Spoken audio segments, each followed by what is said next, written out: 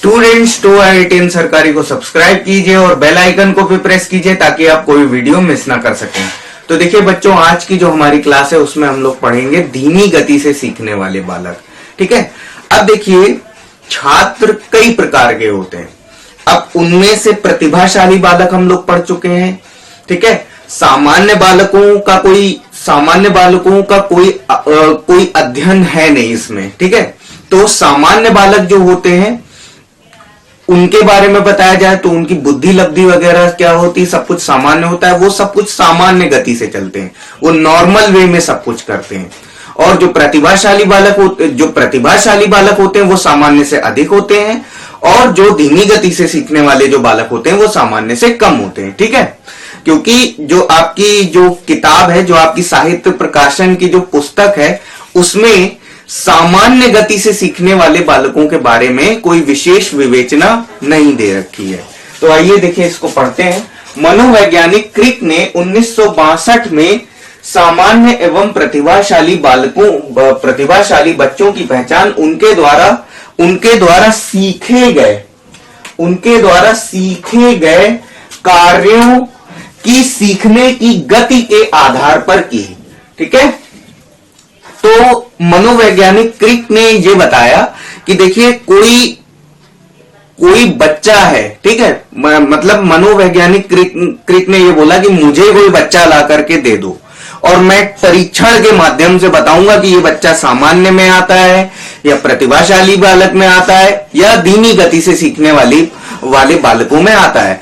तो जब परीक्षण के लिए जब उनके पास कुछ बच्चों का जब उन्होंने परीक्षण किया तो उन्होंने देखा कि कुछ बच्चे हैं जो किसी कार्य को दिया जाए तो बहुत द्रुत गति से तेजी से करके सबमिट कर देते हैं टीचर को। ठीक है, टीचर को सबमिट कर देते हैं। और कुछ बच्चे जो होते हैं वो सामान्य गति से करते हैं। कुछ बच्चे क्या करते हैं कि वो कार्य को करने में बहुत समय लगाते हैं, फिर उसके बाद गलत करते हैं या कुछ कार्य उसमें से नहीं कर पाते। कोई कार्य जैसे 10 क्वेश्चन दिए जाएंगे तो 10 में से 6 ही 5 कर पाते हैं, या मान लीजिए कि 10 के 10 कर देते हैं लेकिन 4 ठो गलत कर देते हैं। तो ये जो पहचान, इसके थ्रू जो मनोवैज्ञानिक क्रिक ने पहचाना, तो इसके थ्रू उन्होंने क्या की, धीमी गति से सीखने वाले बालक और प्रतिभाशाली बालक और सामान्य गति से सीखने वाले बालकों की पहचान की थी। ठीक है, यदि किसी सामान्य बच्चे की शैक्षिक उपलब्धि अपनी आयु वर्ग के बच्चे से कम है तब उसे धीमी गति से सीखने वाला बालक कहा जाएगा। तो इसका कहने का मतलब है कि जिसकी मानसिक आयु अपनी वास्तविक आयु के बच्चे से कम है, किसी बच्चे की मानसिक आयु उसकी आयु के बच्चों की वास्तविक आयु से अगर कम है तो फिर उसे क्या कहा जाएगा, उसे धीमी गति से सीखने वाला बालक कहा जाएगा। ठीक है, अब देखिए जो धीमी गति से सीखने वाले जो बालक होते हैं उन बच्चे का विकास, समायोजन, आत्मविश्वास, योग्यता, सीखने की गति, ये सब कुछ क्या होता है, ये सब कुछ सामान्य की तुलना में, सामान्य गति से सीखने वाले जो बालक होते हैं उनकी तुलना में कम होता है। तो इस पोर्शन को आप लोग नोट डाउन कर लीजिए। तो अब हम लोग देखते हैं धीमी गति से सीखने वाले बालकों की विशेषताएं। तो पहला है हमारा शारीरिक विकास। ठीक है, तो शारीरिक विकास में क्या बोल रहा है, धीमी गति से सीखने वाले बालकों का शारीरिक तथा मानसिक विकास धीमी गति से होता है, इनमें परिपक्वता भी देर से आती है। तो देखिए जो धीमी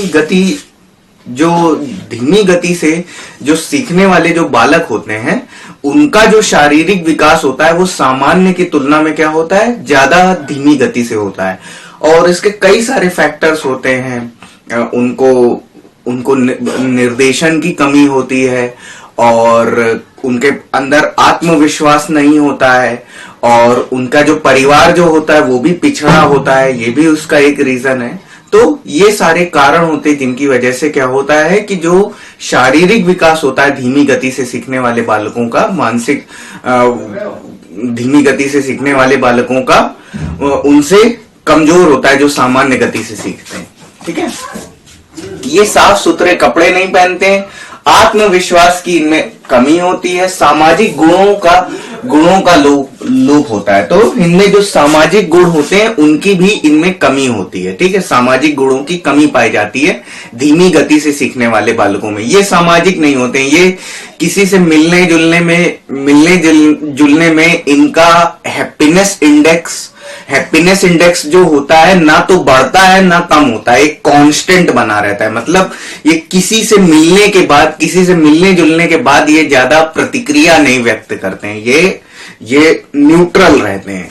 ठीक है, और ये प्रायः विद्यालय में उपस्थित रहते हैं। ये विद्यालय में इनका आना जाना कम रहता है, विद्यालय में ज्यादातर क्या रहते हैं, अनुपस्थित रहते हैं ये लोग। ठीक है, अब अवधारण शक्ति का अभाव।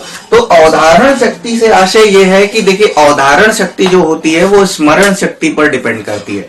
जितनी अच्छी याददाश्त होगी उतनी अच्छी आपकी अवधारण शक्ति भी होगी। मतलब जो आपने याद किया है उसको धारण आप कितने समय तक कर पाते हो, यही होती है आपकी अवधारण शक्ति। तो ये बोल रहा है धीमी गति से सीखने वाले बालकों की स्मरण शक्ति कमजोर होती है, यही कारण है कि धारण शक्ति भी कमजोर होती है। तो जो धीमी गति से सीखने वाले जो बालक होते हैं उनकी याददाश्त कमजोर होती, तो याददाश्त कमजोर होती तो वो कोई भी चीज याद करते हैं तो वो लॉन्ग टर्म तक उसको याद नहीं रख पाते हैं। कोई चीज याद करते हैं, थोड़ी देर बाद भूल जाते हैं उसको, फिर याद करते हैं, फिर भूल जाते हैं। तो ये ऐसा होता है धीमी गति से सीखने वाले बालकों के साथ। तो आप इसको पॉज करके नोट डाउन कर लीजिए। तो इसी में आगे बढ़ते हैं हम लोग। असुरक्षा की भावना, इन बालकों में आत्मविश्वास की भावना का अभाव होता है। तो देखिए, इनमें आत्मविश्वास कम होता है, तो जिसके कारण ये क्या होता है इन छात्रों के साथ कि ये शिक्षक से थोड़ा सा भय खाते हैं, उनसे थोड़ा सा डरते हैं, काम ठीक से करके नहीं लाते हैं और इनको टीचर से पिटने का भय होता है। तो यही कारण है कि ये अपने लिए एक असुरक्षा महसूस करते हैं। ठीक है, इसलिए असुरक्षा की भावना होती। अभिव्यक्ति या संप्रेषण क्षमता का अभाव, कल्पना शक्ति का कमजोर होना एवं दूरदर्शिता के अभाव के कारण धीमी गति से सीखने वाले बालक विचारों की अभिव्यक्ति ठीक से नहीं कर पाते हैं। तो देखिए, इनमें कल्पना शक्ति का अभाव होता है और दूरदर्शिता भी इनके अंदर नहीं होती है, तो ये अपने विचार सामने वाले के पास ठीक से नहीं रख पाते हैं। और अगला है समस्याग्रस्त। धीमी गति से सीखने वाले बालकों में शारीरिक, मानसिक, पारिवारिक और वातावरणीय समस्याएं हमेशा बनी रहती हैं। ठीक है, तो आप इसको नोट डाउन कर लीजिए। देखिए, धीमी गति से सीखने वाले बालकों की पहचान। तो पहला है निरीक्षण विधि।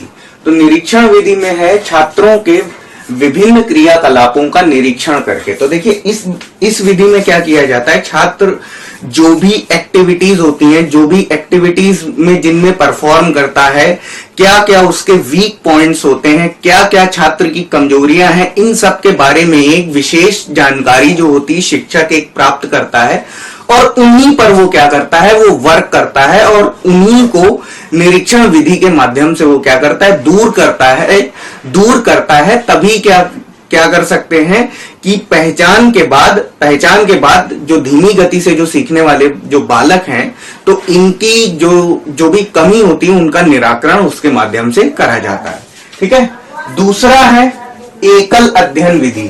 तो एकल अध्ययन विधि में इस परीक्षण के द्वारा बच्चे के जन्म से लेकर वर्तमान तक की सभी सूचनाओं को एकत्र किया जाता है। तो देखिए, जो एकल अध्ययन विधि होती है, तो इसमें जन्म से लेकर के वर्तमान में, मतलब जन्म से लेकर के वर्तमान तक के समय में छात्र का जो भी परफॉर्मेंस होता है, जो भी उसका अचीवमेंट होता है, उन सब को क्या किया जाता है, एकत्र किया जाता है और उसके बाद एक उसका रिजल्ट तैयार किया जाता है। ठीक है, तो ये आपका होता है एकल अध्ययन विधि में। चिकित्सा विधि, चिकित्सा परीक्षण। तो देखिए, जब इससे भी काम नहीं हो रहा है, तो फिर क्या करते हैं, चिकित्सा के माध्यम से, इलाज के माध्यम से हम क्या करते हैं, छात्र की कमी को दूर करते हैं।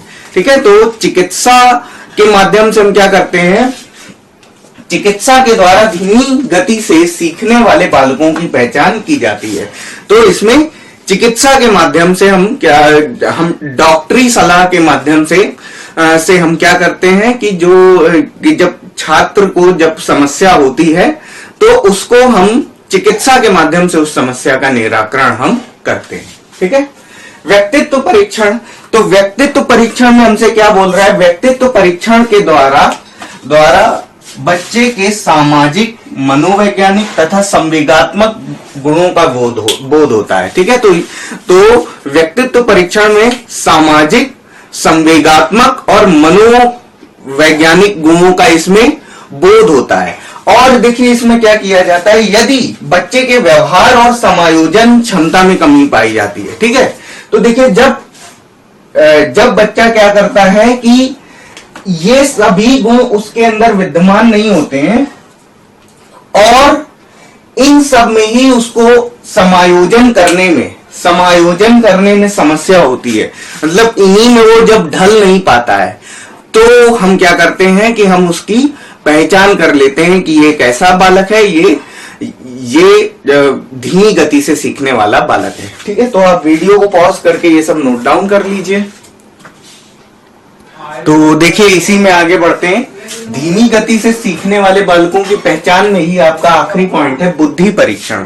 तो देखिए बुद्धि परीक्षण के द्वारा भी जो धीमी गति से जो सीखने वाले जो बालक होते हैं उनकी हम पहचान कर सकते हैं। आईक्यू जो आपका टेस्ट होता है, जो बुद्धि लब्धि वाला जो टेस्ट होता है, उसमें क्या होता है, मानसिक आयु बटे वास्तविक आयु गुणा 100।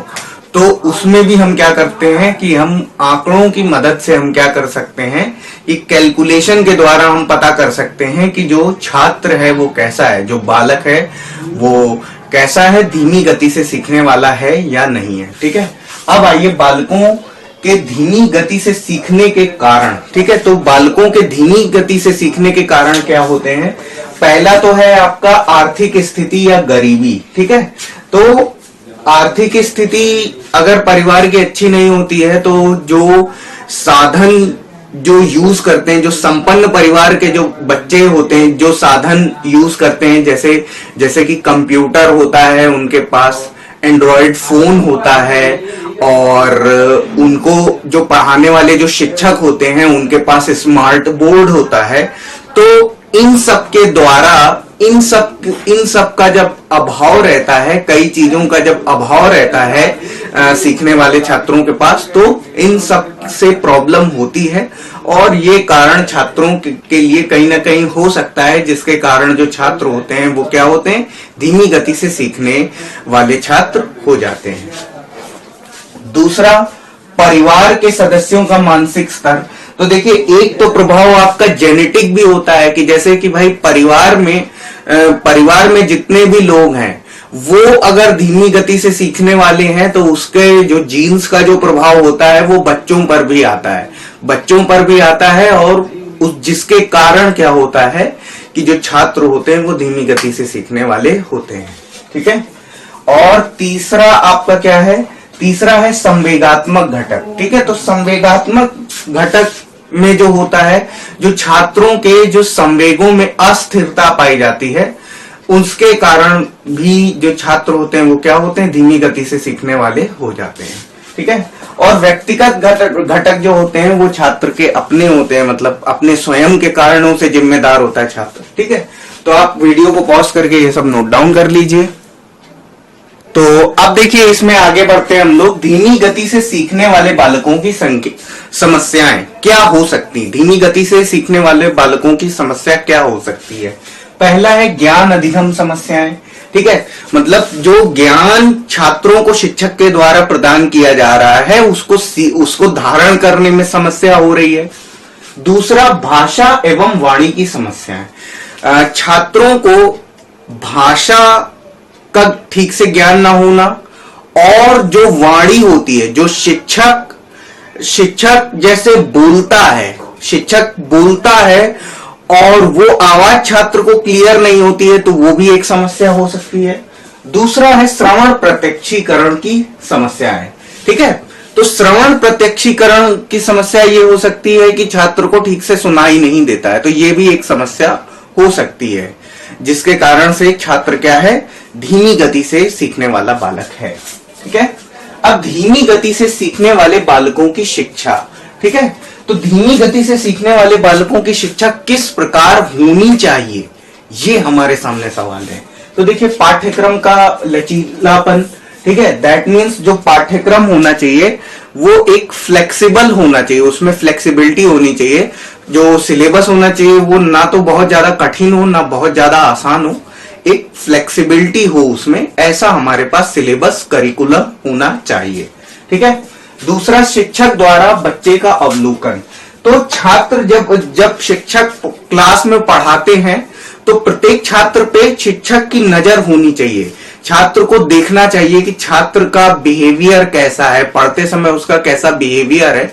इन सब चीजों पे शिक्षकों को ध्यान देना चाहिए, इस पर कार्य करना चाहिए, ठीक है। अभिप्रेरणा प्रदान करना, ठीक है, अभिप्रेरणा छात्रों को देना, प्रदान करना अभिप्रेरणा छात्रों को, और अधिगम के लिए तत्पर करना, और छात्रों को सीखने के लिए तत्पर करना, यानी कि उदाहरण दे करके, मतलब स्लोगन वगैरह के माध्यम से छात्रों को पढ़ने की, अधिगम की इंपॉर्टेंस को समझाना, ये शिक्षकों का काम होता है।